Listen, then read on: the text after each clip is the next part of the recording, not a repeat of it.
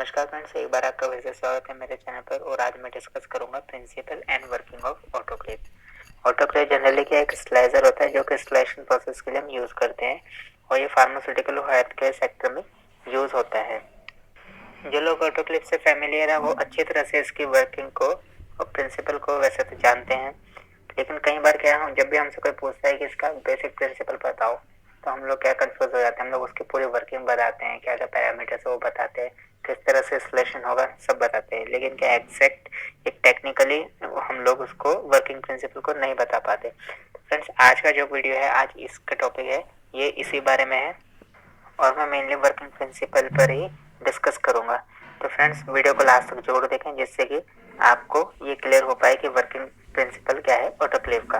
तो चलिए friends, start करते हैं इंट्रोडक्शन से। Autoclave is widely use for sterilization in pharmaceutical health care sector.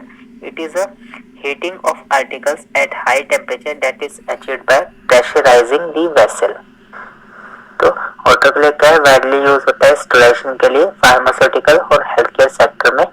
और it is a heating of articles, ये क्या है, आर्टिकल्स को हीटिंग के थ्रू क्या है हाई टेम्परेचर पर स्लाइस करने के लिए काम आता है, जिससे कि उसको जो हाई टेम्परेचर अचीव होता है उसको क्या हम स्पेशली क्या प्रेशर को इंड्यूस किया जाता है, जिससे कि जो टेम्परेचर है वो हाई टेम्परेचर पे लेवल को अचीव करता है।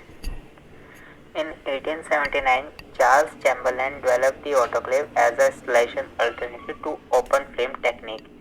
1879 में चार्ल्स चैम्बरलैन ने ऑटोक्लेव को एज ए इंस्टॉलेशन के अल्टरनेटिव के जो फ्लेम टेक्निक है उसके अल्टरनेटिव में इसको डेवलप किया था। While autoclave, also called steam sterilizer in some settings, exists in varying shape and sizes, the basic principle of autoclave installation is the same. Autoclave को हम लोग स्टीम स्टरलाइजर भी कहते हैं, और जैसा कि ऑटोक्लेव और या स्टीम स्टरलाइजर बहुत से अलग अलग शेप्स में साइजेस में आता है, और लेकिन क्या है इनका जो वर्किंग प्रिंसिपल है वो सेम रहता है।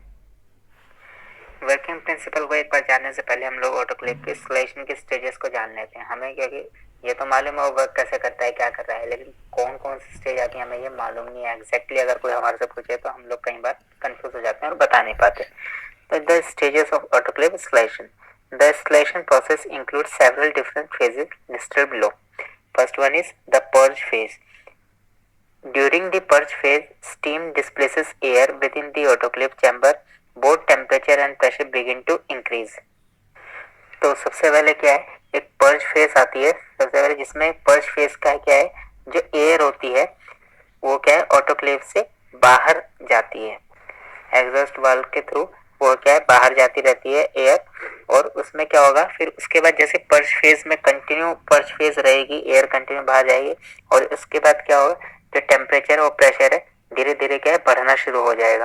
अब सेकंड फेज आती है इंस्टॉलेशन की। Installation phase, the exhaust remains closed allowing the temperature and pressure to rapidly rise to the desired value.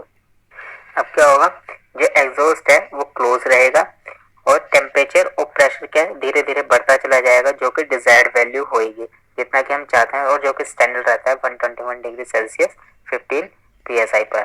तो क्या है वहां तक क्या है ये ऑटोक्लेव का टेम्परेचर और प्रेशर राइज करेगा। It is during the phase that the autoclave harsh condition destroy bacteria, spores and other pathogens.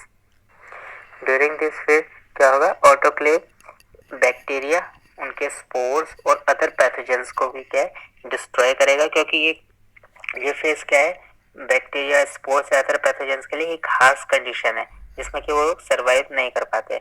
अब थर्ड फेज आता है इसमें exhaust phase. Pressure is released from the chamber but temperature remains fairly high. इस phase में क्या होता है, जब इंस्टॉलेशन हमारा कंप्लीट हो जाएगा तो उसके बाद क्या हम प्रेशर को रिलीज कर देते हैं, but temperature remain fairly high, और प्रेशर ही हम रिलीज करते हैं लेकिन टेम्परेचर तो एकदम से डाउन नहीं होगा, तो क्या है टेम्परेचर फेयरली हाई रहता है। हम बात करते हैं वर्किंग प्रिंसिपल की. Principle and working of autoclave. The works on the principle of moist heat installation where steam under pressure is used to sterilize the material present inside the chamber. तो autoclave क्या है moist heat installation के steam under pressure के principle पे work करता है, जिसमें कि क्या है जो हम लोग अपने हमारे जो मटेरियल्स वगैरह रहते हैं उस स्लाइडिंग चैम्बर में या ऑटोक्लेव में, उनको क्या है मॉइस्ट हीट इंस्टॉलेशन जो क्या है अंडर प्रेशर कंडीशन में उनको स्लाइस करता है। The high pressure increase the boiling point of water and thus help achieve a high temperature for solution. Basically क्या है, जो हाई प्रेशर है वाटर का क्या है एक फिक्स बॉइलिंग पॉइंट है, लेकिन क्या है अब हमें उसे हाई टेम्परेचर पे अगर हीट करना है तो हम क्या उसे प्रेशर इंड्यूस करते हैं। जब प्रेशर इंड्यूस होगा तो उससे क्या है उसमें जो हायर टेम्परेचर है अबव द बॉइलिंग पॉइंट वो क्या है राइज होता है और उतने टेम्परेचर तक राइज हो जाए जिससे कि स्लाइशन की प्रोसेस पूरी की जा सके या स्लाइशन हम अचीव कर सकें। Water usually boils at 100 degree Celsius under atmospheric pressure. जैसे कि मैंने बताया वाटर क्या है एक का लिमिटेड क्या है बॉइलिंग पॉइंट है जिसमें कि 100 डिग्री सेल्सियस वाटर का बॉइलिंग पॉइंट है एटमॉस्फेरिक प्रेशर पर। However the boiling point of water increases if the pressure is to be increase. लेकिन क्या वाटर के हमें अगर वाटर के बॉइलिंग पॉइंट को बढ़ाना है तो हम क्या प्रेशर को इंड्यूस करते हैं। जब प्रेशर हम इंड्यूस करेंगे तो क्या होगा, प्रेशर इंड्यूस करने का मतलब बेसिकली क्या है प्रेशर जब हम बढ़ाएंगे, जब हम प्रेशर बढ़ाएंगे तो टेम्परेचर भी बढ़ेगा जिससे कि जो हमें स्लाइशन के लिए जो टेम्परेचर चाहिए वो अचीव हो जाएगा। Similarly the high pressure also facilitate the rapid penetration of heat into the deeper parts of material and moisture present in the steam causes the coagulation of proteins causing an irreversible loss of function and the activity of microbes। अब क्या high pressure का role सिर्फ इतना ही नहीं है कि वो सिर्फ टेम्परेचर को राइज कराने में हेल्प करेगा। हाई प्रेशर की वजह से क्या होगा, हीट को क्या है रैपिडली वो पेनिट्रेट कराएगा मटेरियल्स में और रैपिडली हीट पेनिट्रेट करेगी। जब रैपिड हीट पेनिट्रेट करेगी तो उससे क्या है जो भी हमारे मटेरियल होंगे वो डीपर पार्ट तक स्लाइस होंगे और moisture present in the steam क्या करेगा माइक्रोब्स के सेल्स के प्रोटीन को कोगुलेट करेगा जो कि इरिवर्सिबल चेंज होता है और जिससे क्या है उनकी जो फंक्शनिंग है, उनकी जो भी एक्टिविटीज हैं सेल्स की, माइक्रोब्स की सेल्स की, वो क्या फंक्शनिंग प्रॉपरली नहीं हो पाएगी। और जब फंक्शनिंग ही प्रॉपरली नहीं हो पाएगी तो क्या है जो माइक्रोब की जो सेल्स हैं वो क्या है डेड हो जाएंगी या उनकी क्या है सारी एक्टिविटीज रुक जाएंगी। This principle is employed in an autoclave where the water boils at 121 degree Celsius at the pressure of 15 psi। जैसे कि हम लोग बेसिकली सब लोग जानते हैं कि जो प्रिंसिपल है ऑटोक्लेव का जो टेम्परेचर है वो है 121 डिग्री सेल्सियस और प्रेशर है 15 psi। जब हम प्रेशर और 15 psi और 121 डिग्री सेल्सियस टेम्परेचर को वाटर को जब हम बॉयल कर लेते हैं उससे क्या है हमें क्या स्लेशन के लिए ऑटोक्लेव में एक टेम्परेचर अचीव हो जाता है और ये बेस है ऑटोक्लेव में इंस्टॉलेशन के लिए। When the steam comes in contact to the surface, it kills the microbes by giving off latent heat। जब क्या है स्टीम हाई प्रेशर से और हाई टेम्परेचर पर माइक्रोब्स के कांटेक्ट में आती है तो क्या है वो लेटेंट हीट उनको प्रोवाइड करती है। लेटेंट हीट जब वो ग्रैस्प करते हैं माइक्रोब्स तो क्या है उनकी किलिंग हो जाती है।